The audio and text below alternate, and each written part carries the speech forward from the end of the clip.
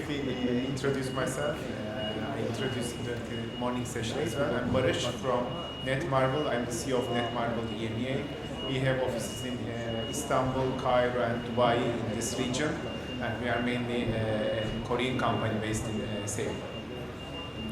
Hello everybody, I'm Hassan Mehdias from Surna Gaming Studio, which is located in Iran. We are developing game and publishing games in Iran. Mario Baumann, I'm head of business development at Boa Compra. We are a daughter of the biggest internet service provider in Brazil, and we are focusing on digital monetization of online games. So again, thank you guys for staying that long with us. I know the party is starting, so I'll keep it probably brief. So the idea is now for the Arabic developer, publisher, what should be the next step? Europe, North America, Far East Asia is like very crowded, very hard markets. But what about the nearby markets like Turkey, Iran, and maybe even Latin America? So what do you think, Mario? Well, basically, Brazil is like what is the leading emerging market? If you like see China separated, is so much more advanced than Turkey was, where we recently launched our business only last year in the summer. But also it took us quite a while to enter the market. So what I want to say by that is games who are necessarily adapted to culture, like it is the case here in Middle East. I heard that yesterday several times from developers and publishers. They for sure can also perform in other emerging markets, maybe even better than in bigger markets than mid-Europe or the United States of America. So still the question, what kind of genre will be interesting there? Mobile, online, web? Well, we need, like, when I look dedicatedly on Brazil or the rest of Latin America, we are still very huge in web and client-based games. The mobile market is growing as it is everywhere, yes, but the issue here with the mobile market is that the monetization is just not existing. I just told Paris that, for instance, the Google Play Store in Brazil only offers prepaid card payments and credit cards. So international credit cards are blocked. That means that Google Play Store is not monetizing any Brazilian reais cent with its marketplace by credit cards. So the only way people can buy items in mobile games is going to a store and get a prepaid card, basically. So this is obviously not a good aspect of doing business in the market, for instance. So then, what about the market that's very near to us, Turkey? It's like, hey, we are similar to the Turks, they are similar to us, but no, they use Latin letters, we use Arabic. Well, yeah, of course, we share the same culture. So we have lots of similarities. It's the easy part, but on the other hand, it's like Arabic language. We use Turkish language, so if you want to publish any game to Turkey, definitely should be in Turkish. And one important issue, other than Arabic territory, in most of the countries in the Arabic territory, games in English can be playable. For example, in Egypt, most of the population can speak average level of English.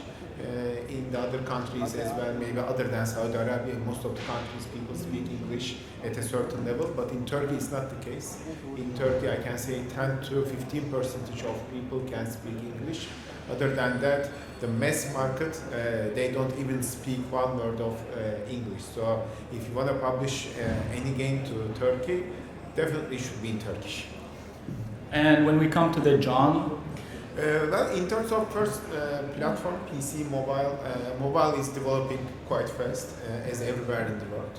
So it's reached, the smartphone market share reached approximately 40%, and still it's growing. So we see a shift to mobile, but as in the Brazil case, still it's a PC game market.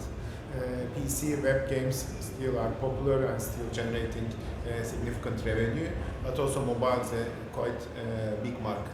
Other than that, in terms of genre, there is no specific selection. I mean, all MMOs are popular in Turkey. MMORPG, FPS, MOBA, PvP titles, strategy games, everything is played in Turkey. So, and now, okay, I have a game in Arabic. So the next step is to copy paste the Persian translation. Is that true? Actually, because of the Persian language and the Arabic, the structure and the alignment of the words and the size of the words, it is very easy to translate your games in the Persian language because we just have some differences in some G, P, and J. I mean, these are the Persian words. There's no difference for you for translate and vocalize your game. It is very easy to do so. But the point that you have to consider is that Persian people are mostly national, the nationalists. They care about the story, they care about the thing that you are saying in your game. It is very important to them to get the idea of your games. So that's very like us. But what we heard, it is still the Iranian market, although it's big as far as I know, 80 million population. Most of them are under 35 years old. Mostly of them are internet educated, but it's still a closed market and hard to approach, not only for Arabic developers or publisher or any other foreigner or outside Iran. What should we do? Yeah, I'm definitely agree to that. This is a very big market, especially in the Middle East. But there are some limitations to do business there. The first limitation is the payment system. There is no such a payment system you see here in Iran. You should have a contract with the Shetab system, which is a local payment system. This is one of the skills. And the other one is you have to have some license for your game to be distributed. I mean, for the content you are using, the idea behind the games, and also about the payment, you have to have a license, and also, how can I say that? You need a logo on your site to trust users. This is essential for distributing and having a mobile online payment in Iran. So you have some sort of things to be done to start a business in Iran. Although it's big, but you need some requirement to do so. Thank you. So back to you, Mario. Should I publish on my own? Should I find a partner there, or it's enough to have only a connection to payment system in Latin America and it will be okay? Well, I guess as we already heard several times today in the pitches and the discussions, it's very interesting, and also, as you said, to have a local approach somehow. Is it items? Is it a map? Is it a local promotion when there is a Maya holiday in the country? Beside that, operating and publishing or distributing a game, also it should be in Portuguese. It's not necessarily to enter the market to get a feeling how does the casual or core gamer is attracted of the game title, right? You also can find out that by having the English version. But if you plan to establish a long-term business, you should definitely have a Brazilian Portuguese version or a Latin American Spanish one.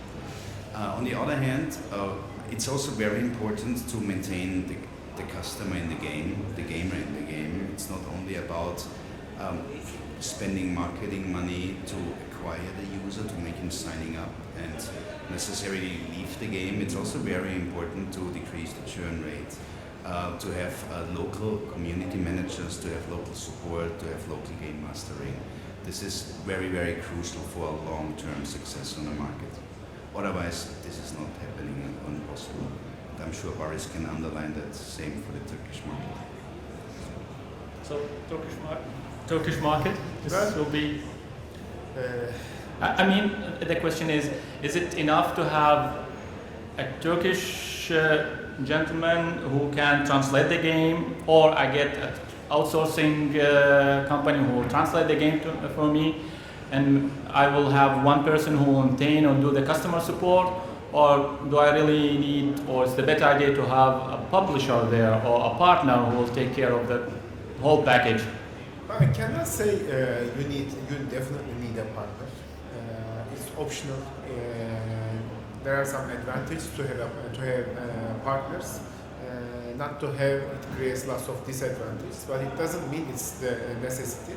But my personal belief and also the general industry experience shows that just translating a game, put one customer support player, support guy in native language, it's never enough. It's like throwing your money to the waste basket, nothing else. So without understanding the local culture, local needs, without understanding how to promote the game properly to the community, which channels to use, which partners to use, without understanding these, without making a deep analysis and operational know-how, it's really tough and hard to reach a success. It's like winning the chance is winning a lottery. Yes, there are some companies who became successful in that way, but maybe it's 1 in a 1,000 or 1 in a 10,000. So the easiest way is to move with the partners, local partners, with very strong partners. But as I said, the most important part, even if you do everything yourself, then you should know that you need a strong operation team in the local territory. It's in Turkey or Brazil or in any other territory, it doesn't matter. You need to know the market, you should be in the market, or you should use strong partners. So that's probably for Iran as well. At least someone who knows very well the payment market, like how the setup works, or it's not needed. Actually, it is necessary to have that. You know, Iran is banning some systems. I mean, international system, and either they do the same. In that case, I can say that I told someone around here that it is clear that there's a big amount of user there, and but it is okay that it is untouched. You know, if you see that the market is untouched, it's an opportunity because you can have a profit from that market because no one else is there. So if there is something wrong, you have to have an opportunity there. So I think Iran is one of the market that can be profitable for the first companies who are entering there. Well, that we can see, we saw that in the Arabic market. I think the probably well-known case of Travian. They were the first gaming company who entered the Arabic market. They did like astronomical revenues. Will, in my opinion, will never reach again. Not in the market, and probably Travian will never do that anywhere else. So that's mean we need only courage to enter the Iranian market, and that's not only for Arabic developers. It's for as well Turkish, Brazilian, and generally any developers. Actually, Travian was very, very successful in Iran. Really, really successful. And now? Now, no. They're closed? No, they are a partner in Iran, and I don't know what they are doing right now, but I know that their profit was very well. So, anyone have a web game, strategy game? Go ahead, Iran. So, let me please say something about the genre Persian gamers are playing and like to play. Actually, mostly strategic game is very, very popular in Iran, especially if you have a Persian race. If you, I can say an example. If you're making games like Age of Empire, it's necessary to have a Persian army.